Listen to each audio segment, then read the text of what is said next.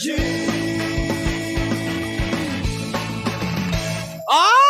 Naku mga Marcel! Diba? Nakakaloka. It's already Thursday. Ang bilis ng araw, diba? Parang kalulunis lang. Aba, Webes na naman kaagad. At syempre marami na rin na nagtatanong sa akin, bakit nga ba Sisa, ang lakas mong lumamon? Lumamon talaga! Tapos hindi ka naman din tumataba. O diba? Alam niyo ba kung anong sikreto ko? Ito, share ko sa inyo. Dahil sa MX3 Plus with L-Carnitine and CoQ10.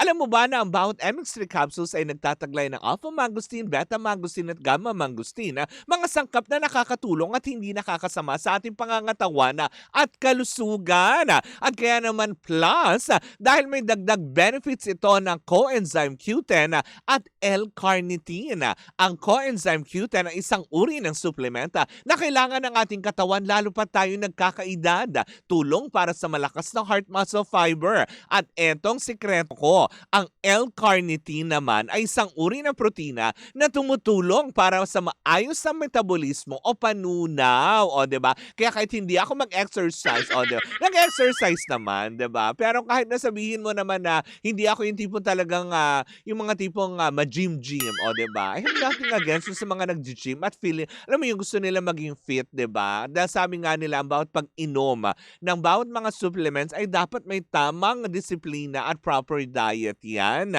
Kaya nga naman kung meron kang katanungan, pwede mo bisitahin ang kanilang website sa mx3ph.com o di naman kayo tumawag sa kanilang hotline sa 0918-8888-693. Cheers, Miss Dabaglita! With Tita Cora and Kapitana Sisa.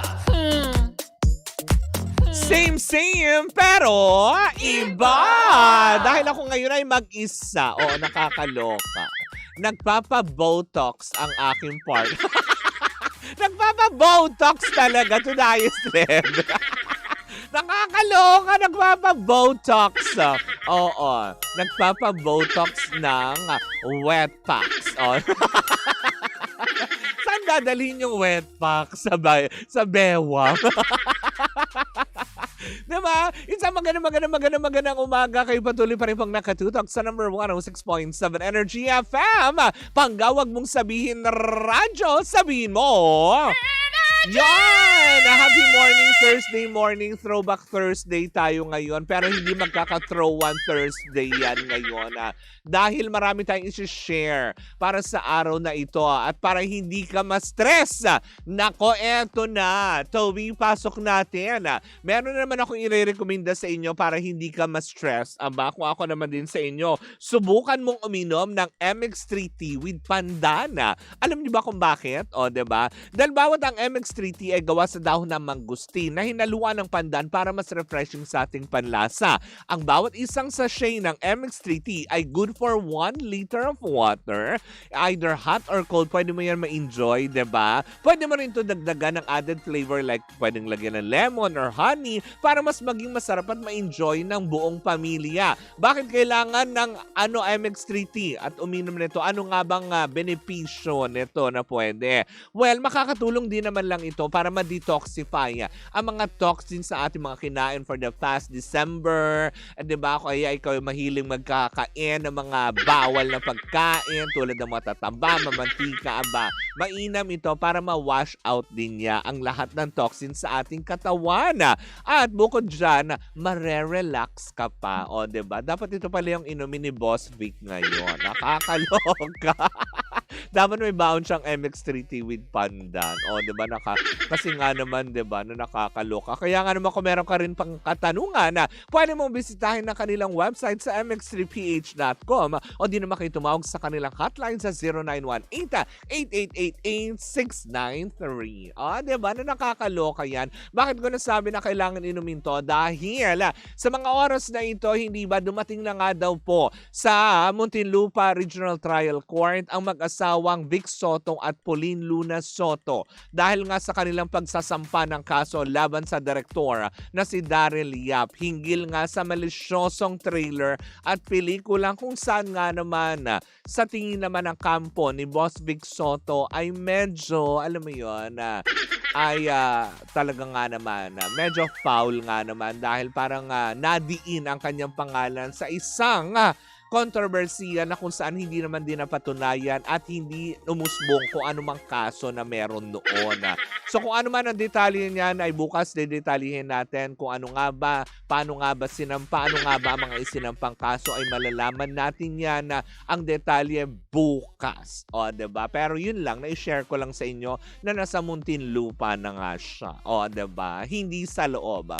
Kung hindi magsasampa ng kaso. Nakakaloka yun sa loob talaga. Yan na nakakaloka. Pero eto na nga, na nakakaloka to the highest level. Gusto ko muna pagpasalamatan, of course, ang pamunuan ng, speaking of Vic Soto, kasi related pa din to. Dahil kahapon po ay nagkaroon po tayo ng block screening ng The Kingdom ni Papa P at ni Boss Vic Soto. Kung saan nga naman, ayan, in-enjoy natin yan kasama ng Bingo Plus. Maraming salamat po sa Bingo Plus. O, diba, na nakakaloka dahil nagkaroon tayo ng pagkakataon na ma-witness ang isa sa mga kalahok ng Metro Manila Film Fest na ginawa ni Vic Soto at ni Piolo Pascual. Kasama doon sila Sue Ramirez, sina Christine Reyes, diba, and a lot more. Naku, nakakaloka yun.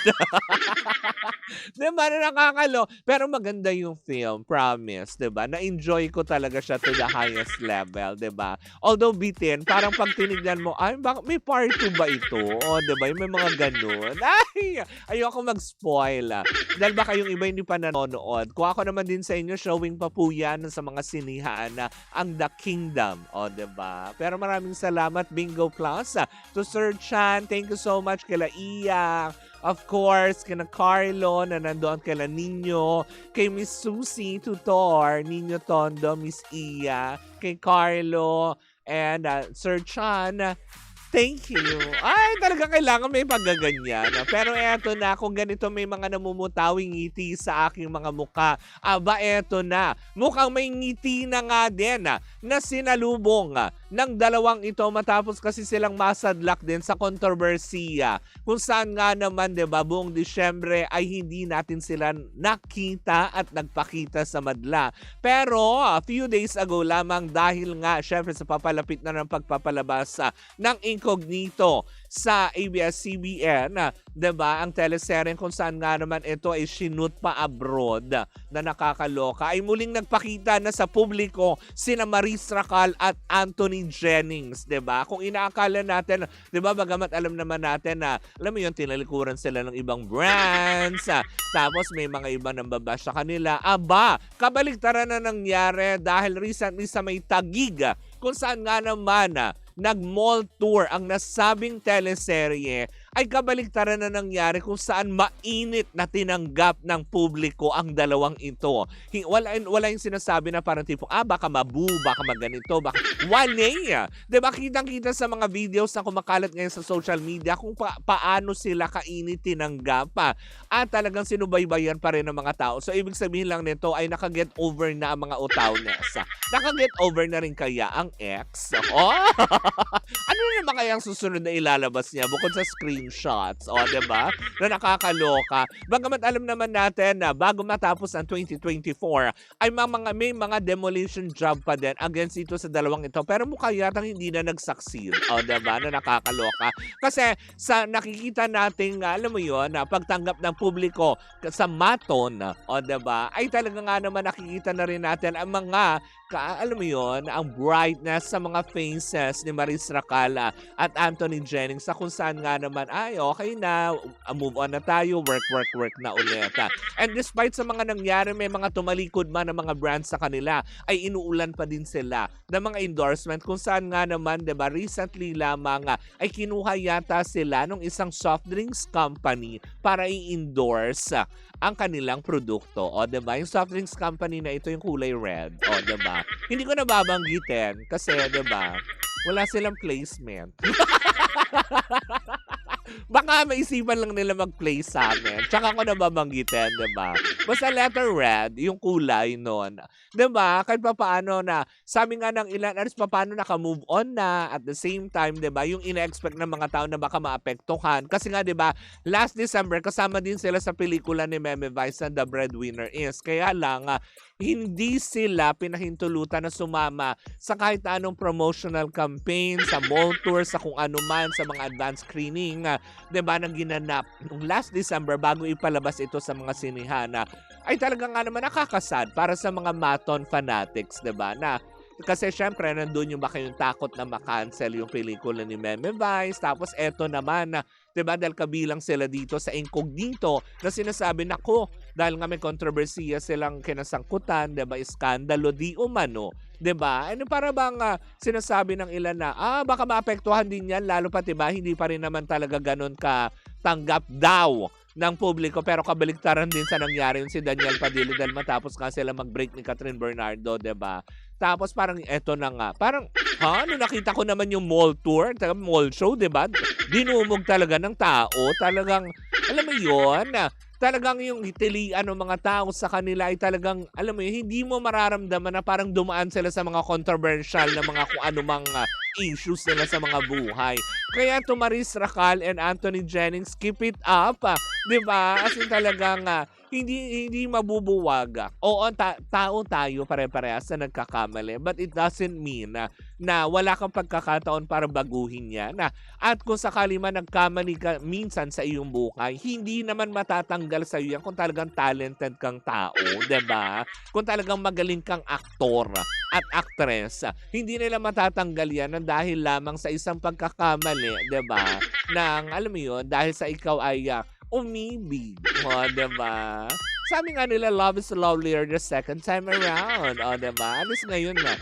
Diba? Natutunan naman nila parehas kung ano yung mga pagkakamali nila. They learned their lesson. Now, it's time to move on. Trabaho na. Diba? Congratulations again sa lahat ng cast. Sila Ian Veneracion, Daniel Padilla, Baron Geisler. Ayan, nandoon din. Of course, si Richard Gutierrez, makakapili nila yan. At mapapanood na natin ang Incognito this January sa Kapamilya Channel. O, diba? Hindi na network kasi wala silang network, diba? Channel. Diba? Na kung saan mapapanood na rin natin ito, diba? Parang feeling ko sila yung kapalit ng Lavender Fields, diba? Pag natapos, if ever man. Pero mukha yata ang hahaba pa ang Lavender Fields. Diba? Nakakaloka yan. Kaya tumato na, woo! Keep it up! Nakakaloka. I'm so excited, diba, to watch this teleserye na kabilang ang Maton. Ano naman kayong pakulo ng dalawa to dito? For sure, madami na naman, alam mo yun, kasi diba, yung rapport nilang dalawa talagang kinakikiligan ng mga tao na nakakaloka yun. But anyways, good luck na lang din and congratulations Maris Racal and Anthony Jennings, diba? Well, in the meantime, yan po muna ang ating unang chika for today's video. Sa ating pagbabalik, nako, mukhang may nakabooking. May booking ang naganap, diba? Kung ano man yan, sama-sama natin pakatutukan yan. Muli po ako po si Kapitana Sisa, sa ngalan ng aking partner, si Tita Cora. Ito pa rin ang Baklita sa Woo Woo Woo! And we are still same, pero iba! Tuloy-tuloy pa rin po ang ating tugtugan. Siyempre, dito po lamang yan sa number 106.7 Energy FM. Panggawag mong sabihin na radyo, sabihin mo.